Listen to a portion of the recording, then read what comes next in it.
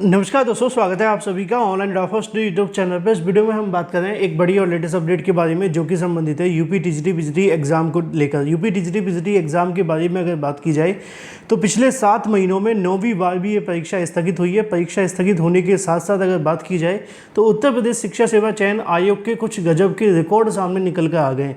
जैसा कि आप जानते हैं कि टीजीटी पीजीटी परीक्षाओं को लेकर उत्तर प्रदेश नए शिक्षा सेवा चयन आयोग को जिम्मेदारी सौंपी गई थी, ये कहते हुए कि जो नया आयोग होगा वो परीक्षाओं को लेकर निश्चित तौर पे बहुत सारे ऐसे काम करेगा जिससे कहीं ना कहीं शिक्षक भर्तियों को लेकर जो पटरी सड़क से उतरी रहती है और कहीं ना कहीं वो सड़क पे आ जाएगी, यानी कि पटरी पे आ जाएगी। अब पटरी हो या सड़क हो, निश्चित तौर पे आप जानते हैं हालात दोनों के खराब हैं। लेकिन अगर बात की जाए उत्तर प्रदेश शिक्षा सेवा चयन आयोग की तो उनके भी हालात ज़्यादा अच्छे नहीं है, क्योंकि अगर बात करें टीजीटी पीजीटी परीक्षाओं के बारे में तो 9वीं 12वीं परीक्षाओं को लेकर कहीं ना कहीं स्थगित किया जा रहा है। अब उत्तर प्रदेश शिक्षा सेवा चयन आयोग कुछ नए रिकॉर्ड बनाता दिख रहा है। साथ ही बात करेंगे एलटी गेट शिक्षक भर्ती की मुख्य परीक्षा के बारे में, इसके अलावा एलटी गेट के 536 पदों के गायब होने के बारे में। चैनल को सब्सक्राइब करके बेल आइकन को दबा लें, वीडियो को लाइक कर दें जिससे कि आपको रियल ऑथेंटिक जानकारी online draft study YouTube channel के माध्यम से मिलती रहे। सीधे शुरुआत करते हैं मुद्दे की।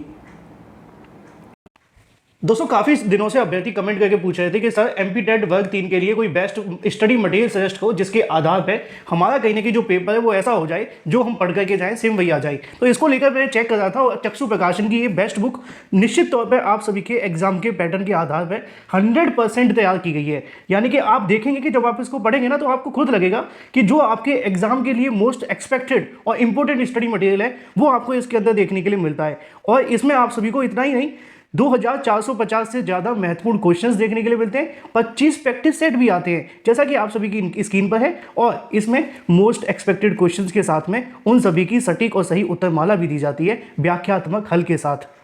और ये सभी वो क्वेश्चन है जो आपके एग्जाम के लिए मोस्ट इंपॉर्टेंट है और आने वाले समय के अंदर पूछे जाने वाले हैं। तो प्रिपरेशन करने का सबसे बेहतरीन तरीका कोई है तो वो ये। और अगर आप एमपी टेट वर्ग 3 के लिए सब्जेक्ट वाइज बुक लेना चाहते हैं तो वो भी अवेलेबल है, हिंदी, इंग्लिश, गणित। इसके अलावा जो भी बुक एग्जाम के लिए महत्वपूर्ण है उन सभी के लिंक मैंने आपको वीडियो की डिस्क्रिप्शन में दे दी है। आप इन बुक को अमेजॉन, फ्लिपकार्ट या किसी भी ऑनलाइन वेबसाइट से या ऑफलाइन जाकर के स्टोर से भी परचेस कर सकते हैं। आपके नज़दीकी घर के आसपास भी अवेलेबल है। अभी जाएँ और चेक करें, अपनी प्रिपरेशन शुरू कर दें। और मुद्दा बड़ा क्लियर है एलटी गेट को लेकर, साथ ही साथ टीजीटी पीजीटी के बारे में। टीजीटी पीजीटी को लेकर आप जानते हैं कि बड़ी संख्या में ऐसे अभ्यर्थी हैं जो कहीं ना कहीं तैयारी कर रहे हैं, लेकिन तैयारी करने के बावजूद भी उनको कुछ भी मिलता दिख नहीं रहा। अगर बात की जाए टीजीटी पीजीटी को लेकर तो उत्तर प्रदेश शिक्षा सेवा चयन आयोग रोज़ एक नए रिकॉर्ड बना रहा है। अब ये रिकॉर्ड कहें या आप इसको कह सकते हैं बदनामी, लेकिन दोनों बातें एक जैसी लगती हैं।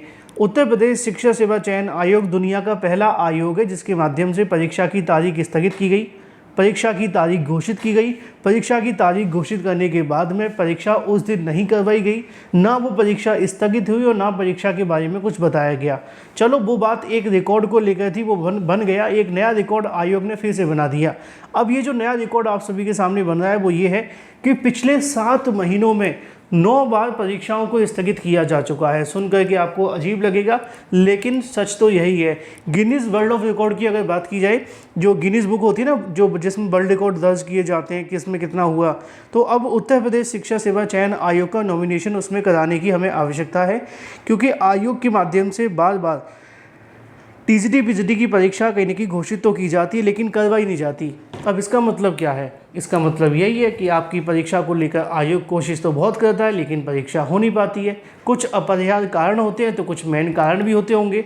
अब इसी को लेकर अगर बात की जाए तो टीजीटी पीजीटी के बारे में उत्तर प्रदेश शिक्षा सेवा चयन आयोग ने नई परीक्षा कार्यक्रम भी जारी किया है, और नए परीक्षा कार्यक्रम के मुताबिक इन परीक्षाओं को अब आपके लिए अक्टूबर-दिसंबर में कराए जाने को लेकर बताया जा रहा है। गारंटी उस पर भी नहीं है कि परीक्षा उस दिन होगी कि नहीं होगी, क्योंकि जब 2 महीने में परीक्षा नहीं हो पाई, 3 महीने में नहीं हो पाई, तो 4 महीने बाद की तारीख को लेकर क्या ही कहा जा सकता है। आज ही के अलग अलग समाचार पत्रों में देखने के लिए मिलेगा कि 4थी बार टीजीटी की परीक्षा, 5वीं बार टीजीटी की परीक्षा स्थगित हो चुकी है।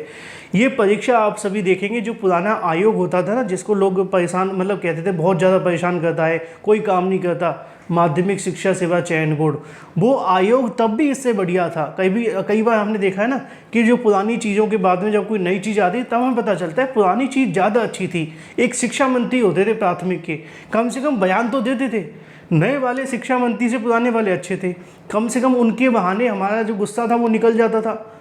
वो क्या करते थे, वो कहते थे शिक्षक भर्ती नहीं होगी, हम उन पर गुस्सा करते थे, है ना। तो अच्छी बात तो ये थी ना कि कम से कम वो बोलते थे, नए वाले ने बोलना ही बंद कर दिया। ऐसे ही नए आयोग की बात है, पुराना आयोग क्या था, कुछ तो करता था।